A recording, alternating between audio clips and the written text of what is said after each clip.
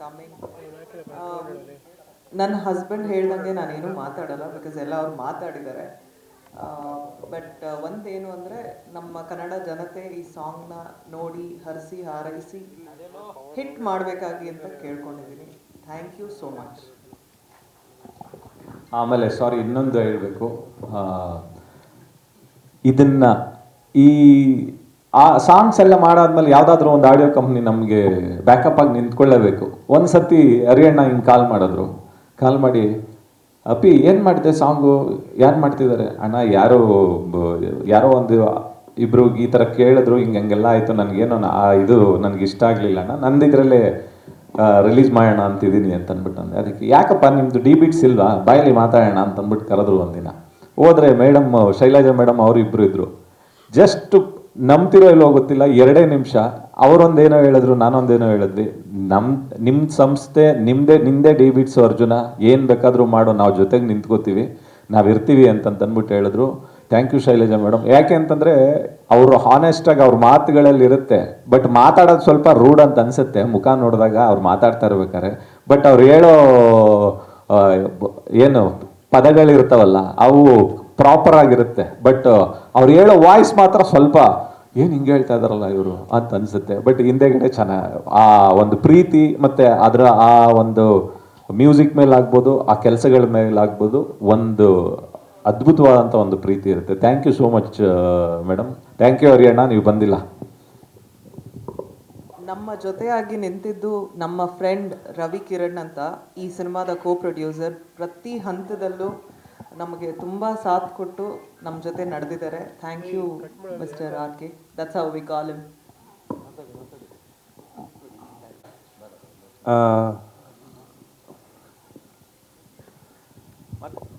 ಲಕ್ಷ್ಮೀಪುತ್ರ ಇದು ಬಂದು ಅರ್ಜುನ್ ಸರ್ ಅವ್ರ ಜೊತೆ ಮೊದಲನೇ ಅಸೋಸಿಯೇಷನ್ನು. ಈ ಸಿನಿಮಾ ಆ್ಯಕ್ಚುಲಿ ಆ ಟೈಟಲ್ ವಾಸ್ ದ ಥಿಂಗ್, ಅದು ತುಂಬ ಅಟ್ರ್ಯಾಕ್ಟ್ ಮಾಡಿ ಸಿನಿಮಾ ಮಾಡಬೇಕು ಅಂತ ಅನಿಸಿದ್ದು. ಕತೆ ಅಂತ ಬಂದಾಗ ಅರ್ಜುನ್ ಸರ್ ಒಂದು ಲೈನ್ ಹೇಳಿದ್ರು ಕೂತ್ಕೊಂಡು, ಈ ಥರ ಹಿಂಗೆ ಅಂದ್ಕೊಂಡಿದ್ದೀನಿ ಅಂತ. ತುಂಬ ಇಷ್ಟ ಆಯಿತು. ಸರಿ ಆಯಿತು, ಎಲ್ಲ ಸೇರಿ ಮಾಡೋಣ ಅಂತ ಅಂದರು.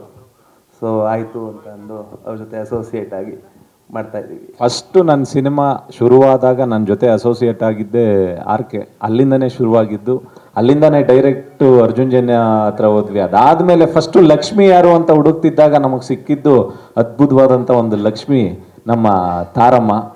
ಮತ್ತು ಒಬ್ಬ ಒಳ್ಳೆ ಫ್ರೆಂಡು, ನನ್ನ ಫಸ್ಟು ಅಂಬಾರಿ ಸಿನಿಮಾಯಿಂದನೂ ನನ್ನ ಜೊತೆಗೆ ಅಸಿಸ್ಟೆಂಟಾಗಿ ಅಸೋಸಿಯೇಟಾಗಿ ಕೆಲಸ ಮಾಡಿಕೊಂಡೇ ಬಂದಿದ್ದಾನೆ ಅವನು. ಅಷ್ಟು ವರ್ಷ ಆದಮೇಲೆ ಈ ಕತೆ ಎಲ್ಲ ಬರೆದಾದ್ಮೇಲೆ ಬೇರೆ ಯಾರೋ ಯಾಕೆ ಮಾಡಬೇಕು, ನಮ್ಮಲ್ಲೇ ಇರೋರು ಯಾರಾದರೂ ಒಬ್ಬರು ಡೈರೆಕ್ಟ್ ಮಾಡಲಿ ಅಂತಂದ್ಬಿಟ್ಟು ಸ್ವಾಮಿ ಕೊಡಿ. ಯಾಕೆಂದರೆ ಅವನು ನಂದು ಒಂದು 15 ವರ್ಷದ್ದು ಒಂದು ಫ್ರೆಂಡ್ಶಿಪ್ ಇದೆ. ಅದಾದಮೇಲೆ ವಂದಿತಾ ಇವರು ನನಗೆ ಸಿಕ್ಕಿದ್ದು ಒಂದು ಇದ್ರದ್ದು CCL ಮ್ಯಾಚ್ ನಡೀತಾ ಇತ್ತು ಬೆಂಗಳೂರು ಸ್ಟೇಡಿಯಮಲ್ಲಿ. ಇವರು ಮತ್ತು ಇನ್ನೊಂದು ಹುಡುಗಿ ಯಾರೋ ಒಬ್ಬರು ಸಿಕ್ಕಿದ್ರು, ಬಂದು ಮಾತಾಡ್ಸಿದ್ರು, ಆಯ್ ಸರ್ ಅಂತ ಅಂದ್ಬಿಟ್ಟು, ಹೇಳಮ್ಮ ಅಂತ ಅಂದ್ಬಿಟ್ಟಂದೆ. ಹೀಗೆ ಮಾತಾಡ್ತಾ ನಾನು ಆರ್ಟಿಸ್ಟ್ ಸರ್, ನನಗೂ ಏನಾದರೂ ಪಾತ್ರ ಇದ್ದರೆ ಹೇಳಿ ಸರ್, ಮಾಡ್ತೀನಿ ಅಂತ ಅಂದ್ಬಿಟ್ಟಂದರು. ಈಗ ಲಕ್ಷ್ಮೀಪುತ್ರ ಶುರುವಾದ್ಮೇಲೆ ಹುಡುಕ್ತಾ ಇರ್ಬೇಕಾದ್ರೆ ಯಾವುದೋ ಒಂದು ಹುಡುಗಿ ನನಗೆ CCL ಇದರಲ್ಲಿ ಸಿಕ್ಕಿದ್ರು. ಸರಿ ಅಂತಂದ್ಬಿಟ್ಟು ಕರೆಸ್ತೀನಿ ಅಂತ ಹೇಳಿ ಫೋನ್ ಮಾಡಿದೆ ವಂದಿತನಿಗೆ. ಅದ್ರ ಜೊತೆಗೆ ಚಿಕ್ಕಣ್ಣನು ಅಪ್ಪಾಜಿ ಆ ಹುಡುಗಿ ನನಗೂ ಗೊತ್ತು, ಫೋನ್ ಮಾಡ್ತೀನಿ ರೀ ಅಂತ ಹೇಳ್ಬಿಟ್ಟು ಕರೆಸಿದ್ರು. ಹಂಗಾಗಿ ನಮಗೆ ಲಕ್ಷ್ಮೀಪುತ್ರ ಜೊತೆಗೆ ಆ ಲಕ್ಷ್ಮೀಪುತ್ರನಿಗೊಬ್ಳು ನಾಯಕಿ ಸಿಕ್ಕಿದ್ಲು. ಎಲ್ಲರಿಗೂ ಬಗ್ಗೆನೂ ಮಾತಾಡಿದ್ದೀನಿ, ಯಾರಾದರೂ ಬಿಟ್ಟಿದ್ರೆ ಕ್ಷಮಿಸ್ಬಿಡ್ರಪ್ಪ. ಫಸ್ಟು AP ಅರ್ಜುನ್ಗೆ ಥ್ಯಾಂಕ್ಸ್ ಹೇಳೋಕ್ಕೆ ಇಷ್ಟಪಡ್ತೀನಿ. ಅವನು ಆಲ್ರೆಡಿ ಹೇಳಿದ್ದಾನೆ, ಅಷ್ಟು ವರ್ಷದಿಂದ ಅವನ ಜೊತೆ ಜರ್ನಿ ಮಾಡ್ಕೊಂಡು ಬಂದಿದ್ದೀನಿ. ನನಗೆ ಆ ಪ್ರೊಡಕ್ಷನಲ್ಲಿ ಕೆಲಸ ಮಾಡೋ ಟೈಮಲ್ಲಿ ನಾನೇನು ಹೊರ್ಗಿನವನಲ್ಲ, ಅವ್ರ ಮನೆಯವನು. ಯಾಕಂದರೆ ಅವ್ರ ಮನೆ ಜೊತೆನೇ ಬೆಳೆದಿದ್ದೀನಿ ಅಷ್ಟು ವರ್ಷದಿಂದ. ಸೊ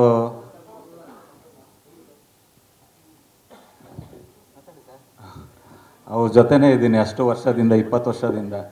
ಬಟ್ ನನಗೆ ಒಂದು ಖುಷಿಯಾಗಿದ್ದೇನು ಅಂತ ಅಂದರೆ, ನನಗೆ ಯಾವುದೇ ರೀತಿ ತೊಂದರೆ ಕೊಡ್ದಂಗೆ ಎಲ್ಲ ಅವನೇ ನೋಡ್ಕೊಂಡು, ಲಿರಿಕ್ಸು ಕತೆ ಎಲ್ಲ ಮಾಡ್ಕೊಂಡು. ಬಟ್ ಅವನು ಒಬ್ಬ ಡೈರೆಕ್ಟರ್ ಆಗಿರೋದ್ರಿಂದ ನಾನು ಡೈರೆಕ್ಷನ್ ಮಾಡೋ ಟೈಮಲ್ಲಿ ಅವ್ರಿಗೆ ಏನು ಕೊಡಬೇಕು, ಸೆಟ್ಟಿಂದ ಆಗಿರ್ಬೋದು, ಪ್ರಾಪರ್ಟೀಸ್ ಆಗಿರ್ಬೋದು, ಏನು ಕೇಳಿದ್ರು ನಾನು ಕೇಳೋಂಗೇ ಇಲ್ಲ. ಯಾಕಂದರೆ ಅವರು ಆಲ್ರೆಡಿ ಬಂದಿರೋರು. ಹೌದಮ್ಮ, ಪ್ರೊಡ್ಯೂಸರ್ ಹತ್ರ ಅವರೇ ಮಾತಾಡ್ಕೊಳ್ಳೋರು, ಹೌದು ಅವನಿಗೆ ಇದು ಬೇಕು ಕೊಟ್ಬಿಡಮ್ಮ ಮಾಡ್ತಾನೆ ಅಂತ ಅಂದ್ಬಿಟ್ಟು. ಸೊ ಯಾವುದೇ ರೀತಿ ತೊಂದರೆ ಇಲ್ದಂಗೆ ಎಲ್ಲ ರೀತಿಯಿಂದನೂ ಸಪೋರ್ಟ್ ಮಾಡ್ಕೊಂಡು ಇಲ್ಲಿವರೆಗೂ ಬಂದಿದ್ದಾನೆ. ಅದಾದಮೇಲೆ ಇವತ್ತಿನ ಹೀರೋ ಬಂದ್ಬಿಟ್ಟು ನಮ್ಮ ಅರ್ಜುನ್ ಜನ್ಯ ಸರ್. ಯಾಕಂದರೆ ಇಷ್ಟು ಒಳ್ಳೆ ಸಾಂಗ್ ಕೊಟ್ಟು ಆಮೇಲೆ ಅಷ್ಟೇ ಚೆನ್ನಾಗಿ ಅರ್ಜುನ್ ತುಂಬ ಸರಳವಾಗಿ ತುಂಬ ಚೆನ್ನಾಗಿ ಬರ್ದುಕೊಟ್ಟಿದ್ದಾರೆ. ಆ್ಯಕ್ಚುಲಿ ಅವ್ನು ಜಾಸ್ತಿ ಹೊತ್ತು ಬರೀಲೇ ಇಲ್ಲ ಆ ಸಾಂಗ್ನ, ಒಂದು 2 ಅವರ್ಸಲ್ಲೇನೋ ಬರೆದ್ಬಿಟ್ಟು ನೋಡು ಮಗ ಚೆನ್ನಾಗಿದೆಯಾ ಅಂತ ಕೇಳ್ದ.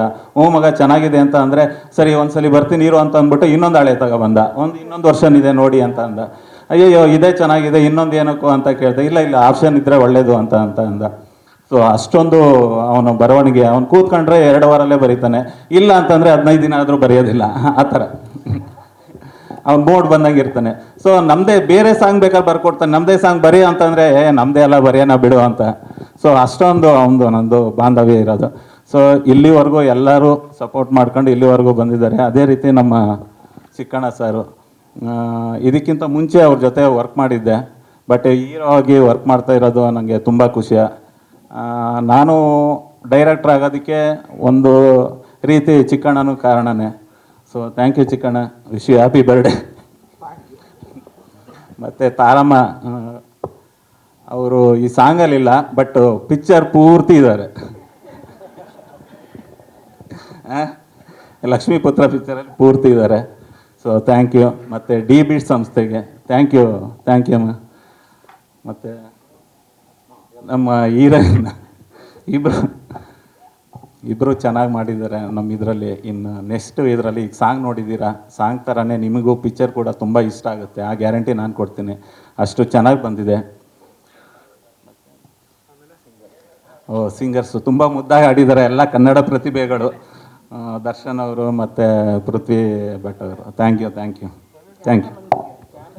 ಹಾಂ, ಗಿರಿಯಲ್ಲಿ ಬಂದೆ. ಗಿರಿ,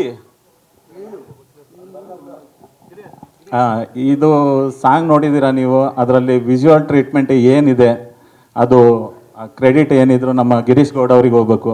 ಯಾಕಂದರೆ ನಾನು ಅಸೋಸಿಯೇಟಾಗಿ ಇದ್ದಾಗಲೂ ಅವನು ಸತ್ಯ ಹೆಗಡೆ ಜೊತೆ ಅಸೋಸಿಯೇಟಾಗಿ ವರ್ಕ್ ಮಾಡ್ತಾಯಿದ್ದ, ಇಬ್ಬರು ಜೊತೆಲೇ ಬಂದವರು. ಹಂಗಾಗಿ ನಮಗೆ ತುಂಬ ರ್ಯಾಪ್ ತುಂಬ ಚೆನ್ನಾಗಿತ್ತು. ಹಂಗಾಗಿ ನನಗೆ ಅವನಿಗೆ ಏನು ಡಿಸ್ಟರ್ಬೆನ್ಸೇ ಬಂದಿಲ್ಲ. ಅವನೆಲ್ಲೋದ್ನೂ ಗೊತ್ತಿಲ್ಲ.